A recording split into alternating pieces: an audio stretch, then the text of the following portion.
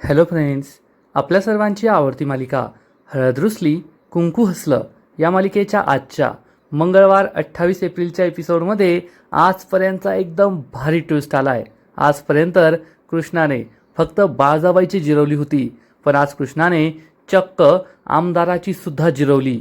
आमदाराने बाळजाबाईच्या सांगण्यावरून कृष्णाचा संपूर्ण गावकऱ्यांसमोर अपमान केला. कृष्णा अडाणी आहे, कधी शाळेत नाही गेली आहे आणि ती मला योजना शिकवणार का, असं म्हणून कृष्णाचा अपमान केला. कृष्णाला लॅपटॉप सुरू करण्याचं चॅलेंज दिलं, पण मग कृष्णाने लॅपटॉप सुरू करून दाखवला आणि या आमदाराला ठणकावून सांगितलं, मी शिकलेली नाही आहे, मला लॅपटॉप चालवता येत नाही, पण मला नांगर चालवता येतो, ट्रॅक्टर चालवता येतं, शेतीची कामं करता येतात, जनावरांना ठीक करता येतं, घरची कामं करता येतात, मला गावकऱ्यांना काय अडचणी आहे ते कळतात. हे ऐकून आमदाराची चांगली जिरली आहे, त्याची बोलतीच बंद झाली आहे आणि मग बाळजाबाईला सुद्धा जबर धक्का बसला.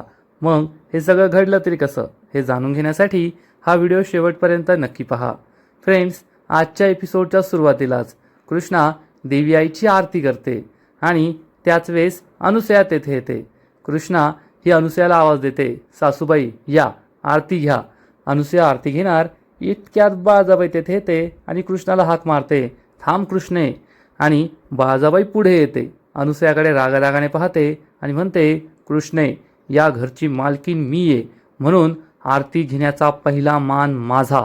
अनुसया खूप चिडते आणि कृष्णा बाळजाबाईला म्हणते, काय बाळजाबाई, आजपर्यंत तर तुम्ही कधीपर्यंतच आरती घेतली नाही, पण आज उगाचच या घरची मालकीन तुम्ही आहात हे दाखवून देण्यासाठी आरती मागताय.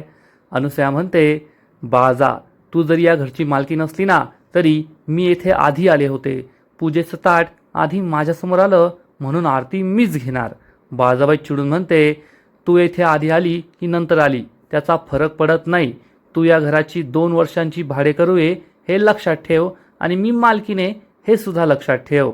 अनुसया चिडून म्हणते, वय का, तू या घरची मालकीने का, पण तुझ्या आधी मी या घरचा उंबरठा ओलांडून आले होते हे लक्षात ठेव, त्यामुळे आरती मीच घेणार. बाळजाबाई म्हणते, या घरची मालकीन मी आहे त्यामुळे आरती मीच घेणार. कृष्णा परत म्हणते, अरे देवा, या सवतीची भांडणं पुन्हा सुरू झाली आणि मग अनुसया आणि बाळजाबाई हे आरती घेण्यावरून सुद्धा कचा भांडू लागतात. दोघींचा आरडाओरडा सुरू असतो. बाळजाबाई चिडून म्हणते, कृष्णे, आरती मी घेणार. अनुसया म्हणते, कृष्णे, आरती मी घेणार. कृष्णा त्यांना थांबवून समजावते, थांबा, तुम्ही दोघी बरोबर आरती घ्या.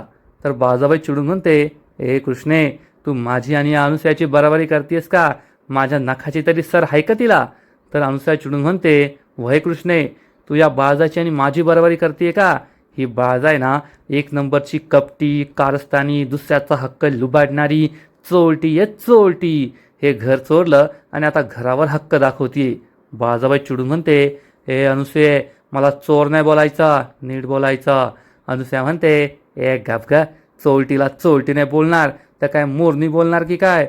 बाळजाबाई चिडून म्हणते, तुझ्या झिमज्या उपटेल ना तेव्हा कळेल तुला, नीट राहायचं या घरात. अनुसया म्हणते, तुला सुद्धा चालायच्या लायकीची ठेवणार नाही मी, लायकीत राहा तुझ्या. आणि या दोघींमध्ये पुन्हा एकदा भांडण सुरू होतं. खरंच सवतीची भांडणं कशी असतात हे जर पाहायचं असेल तर या मालिकेत बाळजाबाई आणि अनुसयाचं भांडण पाहायचं. कृष्णाला काय करावं ते कळतच नाही, ही सुद्धा सासू, ती सुद्धा सासू, ती काहीच बोलू शकत नाही. आणि तेवढ्यात दुष्यंत तेथे येतो आणि या दोघींची पुन्हा भांडणं सुरू येत. हे पाहून त्यालाही वाईट वाटतं. तो कृष्णाला इशाऱ्याने विचारतो, काय सुरू आहे. कृष्णा त्याला सांगते, तुम्ही या आणि आरती घ्या. या दोघी भांडणं करत असतात तोपर्यंत दुष्यंत येतो आणि आरती घेऊन टाकतो. या दोघींना जबर धक्काच बसतो.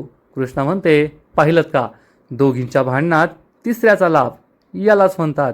तुम्ही दोघी भांडत बसल्या आणि दुष्यंत सरकारांनी आरती घेतली.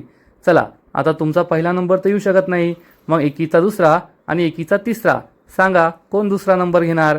बाळजाबाई खूप चिडते आणि म्हणते, मला नाही पाहिजे दुसरा नंबर, मला नाही पाहिजे आरती, असं म्हणून बाळजाबाई जाऊ लागते. तर कृष्णा म्हणते, थांबा बाळजाबाई, देवी आईच्या आरतीला असं नाही म्हणत, घ्या आरती.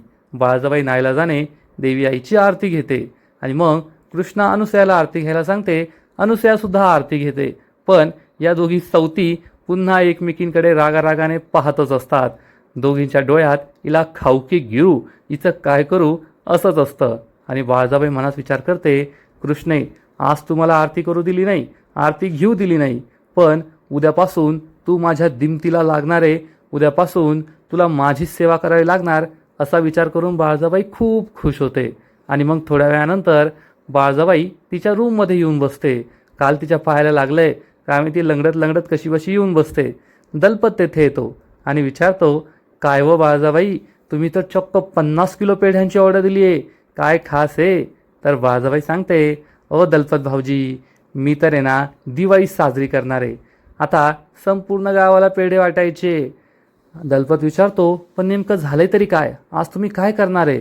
तर बाळजाबाई सांगते, दलपत भाऊजी, आज आहे ना खूप आनंदाचा दिवस आहे, आज गावात आमदारांची सभा आहे आणि मी त्यांना सांगितलंय या सभेत त्या कृष्णेचा असा अपमान करायचा की संपूर्ण गाव तिच्या विरुद्ध पेटून उभं राहायला पाहिजे आणि मग गावकऱ्यांनी त्या कृष्णाला सरपंच पदावरून उठवायचं आणि मी तिच्या जागी बसायचं.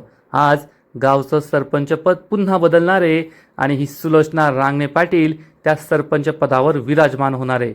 हे ऐकून दलपत चांगलाच खुश होतो. बाळजाबाई स्वप्न पाहत असते की आमदाराच्या सभेत अपमान झाल्यानंतर कृष्णाला कुठे तोंड दाखवायला जागा उरणार नाही. कृष्णा ही सरपंच पद सोडेल आणि तीच या गावची सरपंच बनेल.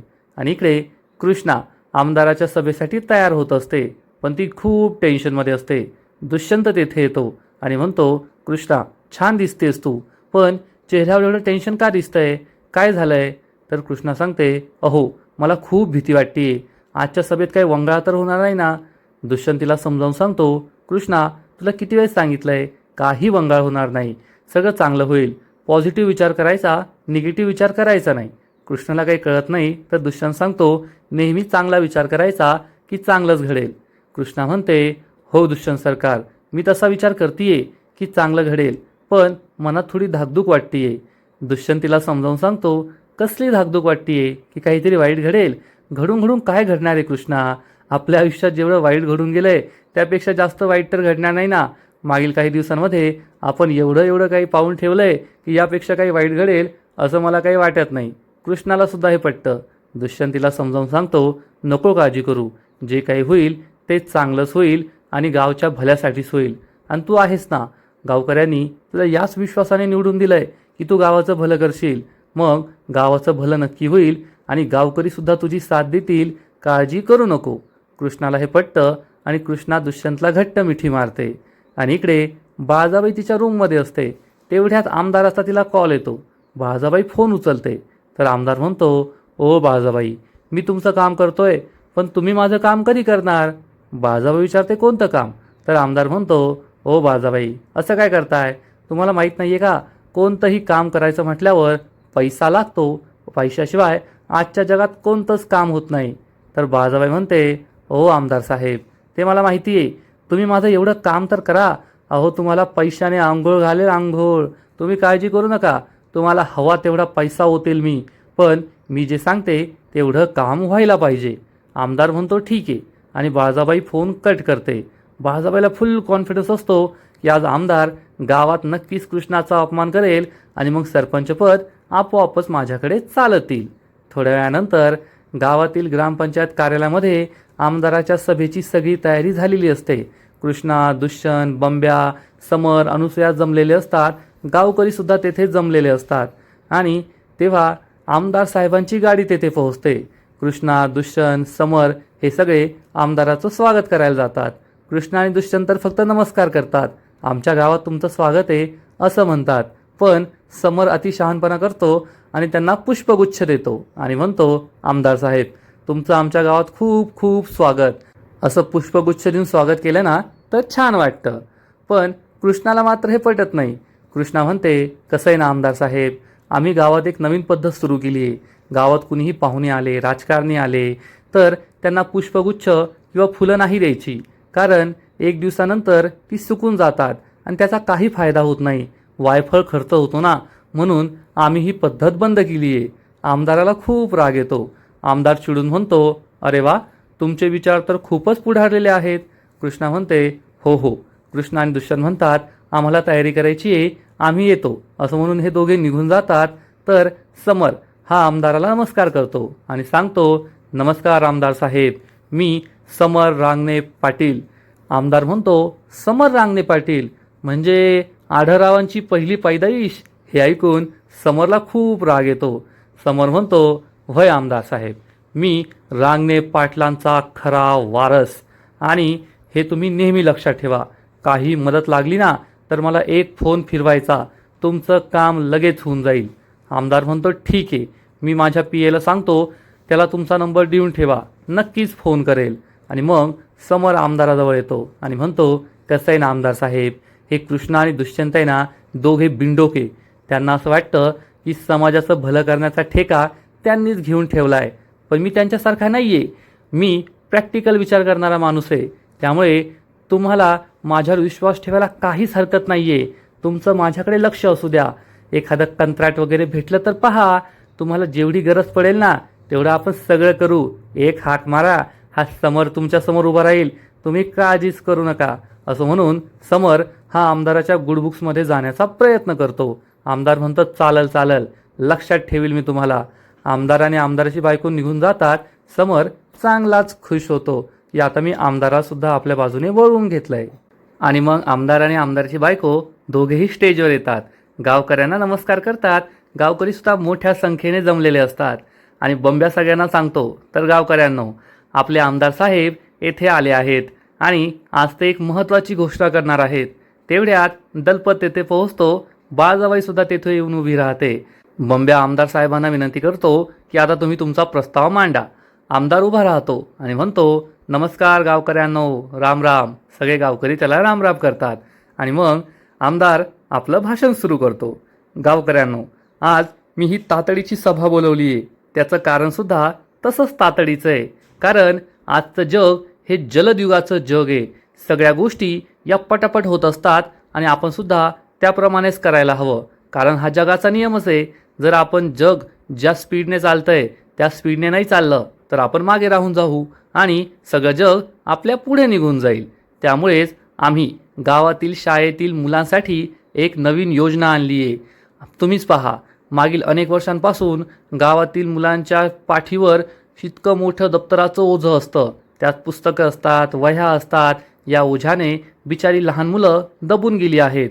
पण आत्ताचं जग हे संगणकाचं जग आहे, कॉम्प्युटरचं युग आहे. त्यामुळे आम्ही असं ठरवलं आहे की गावातील शाळेला 25 कॉम्प्युटर द्यायचे.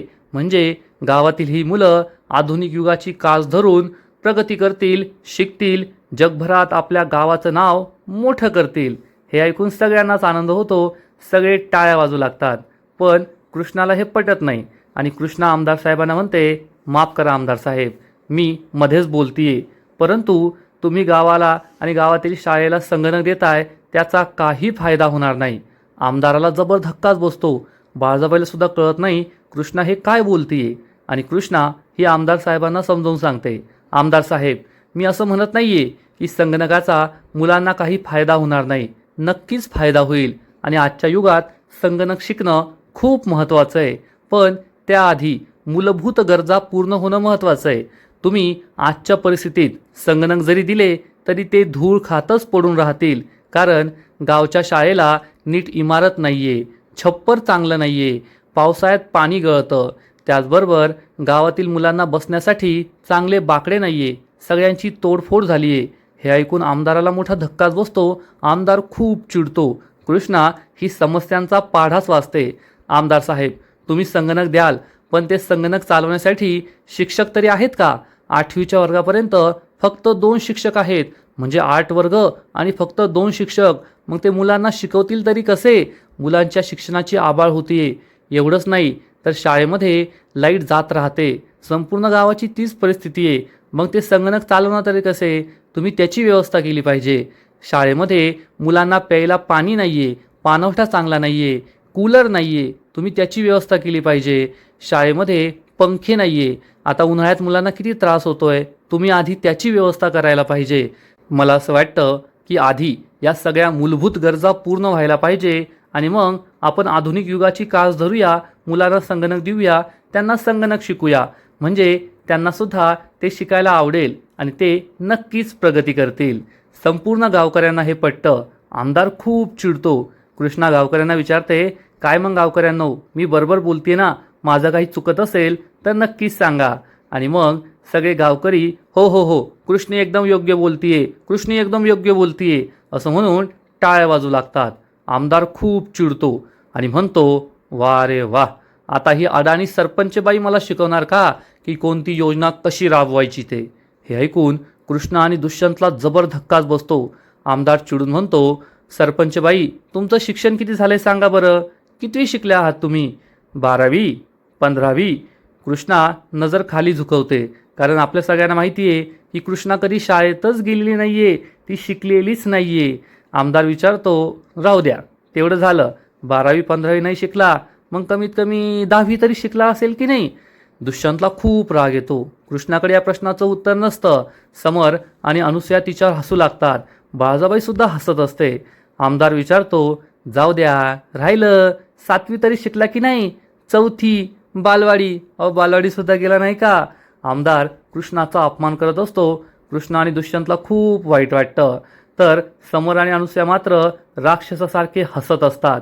बाळाबाई मनातल्या मनात विचार करते, कृष्णे बोल आता, सरपंच म्हणून आज तुझा शेवटचा दिवस आहे. आता या अपमानानंतर गाव तुझ्या विरुद्ध पेटून उठेल आणि मग तुला सरपंच पदावरून पाय उतार व्हावंच लागेल. आणि तेवढ्यात आमदार आपल्या पीएला सांगतो, हे जा रे, गाडीत माझा लॅपटॉप ठेवलाय, तेवढा घेऊन ये. आणि हा पीए लॅपटॉप घेऊन येतो आणि आमदारासमोर टेबलवर ठेवतो. आणि मग आमदार कृष्णाला चॅलेंज देतो, अडाणी सरपंचबाई, तुम्ही तर कधी शाळेतसुद्धा गेला नाही आणि आज येथे शाळेच्या शिक्षणाच्या मोठ्या मोठ्या गप्पा मारताय. तुम्हाला काय माहीत शिक्षण कशाशी खातात, मुलांना शिक्षण कसं द्यायला पाहिजे. आजच्या आधुनिक युगात शिक्षणाची कास धरणं किती महत्त्वाचं आहे हे तुम्हाला माहिती नाही आहे, म्हणून तुम्ही ही बडबड करताय. चला, मी तुम्हाला एक संधी देतो. हा माझा लॅपटॉप आहे. हा लॅपटॉप फक्त सुरू करून दाखवा. तुम्ही हा लॅपटॉप सुरू करून दाखवला ना तर मी माझी योजना मागे घेईल. हे ऐकून कृष्ण आणि दुष्यंतला जबर धक्का बसतो. गावकरी सुद्धा एकमेकांमध्ये चर्चा करू लागतात. आपल्या कृष्णाला लॅपटॉप चालू करता येईल की नाही? कृष्णा तर काही शिकलेलीच नाहीये. कृष्णाचा कॉन्फिडन्स पूर्ण गेलेला असतो. आता काय करायचं हाच प्रश्न कृष्णाला पडतो. कृष्णा खूप घाबरते. दुष्यंत तिच्याकडे पाहत असतो, पण कृष्णाची त्याच्याशी नजर मिळवण्याची सुद्धा हिंमत नसते. आमदार चांगलाच खुश असतो. आमदारला असं वाटतं, जी बाई कधी शाळेतच गेली नाही ती काय लॅपटॉप चालू करणार. पण तेवढ्यात कृष्णा दुष्यंताकडे पाहते. दुष्यंतीला म्हणतो, लढ कृष्णा, मी आहे तुझ्या पाठीशी. कृष्णामध्ये आत्मविश्वास येतो आणि कृष्णा लॅपटॉपचं बटन दाबते. आता आपल्या सगळ्यांना माहिती आहे की अगदी एका बटनावर लॅपटॉप सुरू होतो. आमदाराने स्वतःच्याच पायावर धोंडा मारून घेतलेला असतो आणि कृष्णा हे बटन दाबते. अनुसयाला असं वाटत असतं की कृष्णाला काही लॅपटॉप सुरू करता येणार नाही, पण कृष्णा हे बटन दाबून लॅपटॉप सुरू करते. लॅपटॉप सुरू होतो. कृष्णा आणि दुष्यंत तर खुश होतात. गावकरी सुद्धा टाळ्या वाजू लागतात की शेवटी कृष्णाने चॅलेंज पूर्ण केलं. बंब्या सुद्धा खुश होतो. पण आमदार, बाळाबाई, समर, अनुसया या सगळ्यांच्या चेहऱ्याचा रंगच उडतो. आमदाराला कळतच नाही की कृष्णाने लॅपटॉप कसा सुरू केला. आणि मग कृष्णा या आमदाराची चांगली जिरवते आणि म्हणते, आमदार साहेब, तुम्हाला हाच प्रश्न पडलाय ना की या अडाणी सरपंचबाईने लॅपटॉप कसा सुरू केला? तर त्याचं उत्तर म्हणजे माझे हे मिस्टर दुष्यंत सरकार ते लॅपटॉप वापरतात आणि मी त्यांना लॅपटॉप सुरू करताना पाहिलं आहे. आणि कोणतीही वस्तू सुरू करण्यासाठी एक बटन असतं. जसं आपण टी व्ही सुरू करतो, पंखा सुरू करतो, तसंच हे लॅपटॉप सुरू करण्यासाठी सुद्धा बटन असेल असा विचार करून मी हा लॅपटॉप सुरू केला आहे. आमदाराचा चेहरा पाहण्यासारखा झालेला असतो. बाळाबाई अनुसयाला सुद्धा जबर धक्काच बसतो आणि कृष्णा ही आमदाराला ठणकावून सांगते, आमदार साहेब, मी कधी शाळेत नाही गेली आहे, त्यामुळे हे लॅपटॉप कसं सुरू करतात, कसं वापरतात ते मला माहीत नाही आहे. पण मला शेतीची सगळी कामं जमतात. मला नांगर चालवता येतो, मला ट्रॅक्टर चालवता येतो, मला शेतामध्ये फवारणी करता येते, नांगरणी करता येते, रोपणी करता येते, त्यानंतर सोंगणी, काढणी, हे सगळी कामं मला जमतात. फक्त शेताचीच कामं नाही, तर एखादं जनावर अडलं असेल तर त्याला मला सोडवता येतं. जनावरांना दुखत असेल, खुपत असेल ते मला समजतं. आमदाराची बोलतीच बंद होते. कृष्णा सांगते, आणि मला घरची कामंसुद्धा जमतात. घरचा स्वयंपाक वगैरे सगळं जमतं मला. म्हणजे मी शाळेत जरी शिकले नसले ना तरी मी बाकीच्या सगळ्या गोष्टी शिकले. आणि मला असं नाही म्हणायचं आहे की शिक्षण गरजेचं नाही आहे. खूप गरजेचं आहे. आजच्या काळात काय, जुन्या काळापासून सुद्धा शिक्षण घेणं खूप गरजेचं आहे. पण माझ्या आयुष्यात अशी परिस्थिती नव्हती की मी शिकू शकेल, त्यामुळे मला नाही शिकता आलं. पण गावातील मुलांनी शिकावं, मोठं व्हावं, त्यांना शिक्षण घेण्यासाठी सगळ्या मूलभूत गरजा मिळाव्यात अशा मताची मी आहे, म्हणून मी तुम्हाला हे सगळं सांगितलं. आमदाराचा चेहराच पडतो. बाळासाहेब आणि अनुसूया सुद्धा खूप चिडतात. दुष्यंत खुश होतो आणि कृष्णा ही आमदाराला ठणकावून सांगते, आमदार साहेब, जसं शिक्षण घेणं महत्त्वाचं आहे ना, पुस्तकं वाचणं महत्त्वाचं आहे, तसंच व्यावहारिक ज्ञान असणं सुद्धा महत्त्वाचं आहे. मला 20च्या पुढे आकडे नाही मोजता येत, पण मी हजारोंची हिशोब करू शकते हातावर, कारण माझा शेतमाल मीच विकायचे. त्याचबरोबर माझ्याकडे एक स्वाती नावाची गाय आहे, तिचं दूधसुद्धा मीच डेअरीत टाकायचे. त्यामुळे माझ्याकडे व्यावहारिक ज्ञान आहे आणि एक सरपंच म्हणून गावासाठी काय महत्त्वाचं आहे, गावकऱ्यांना कशाची गरज आहे, हे सुद्धा मला कळतं.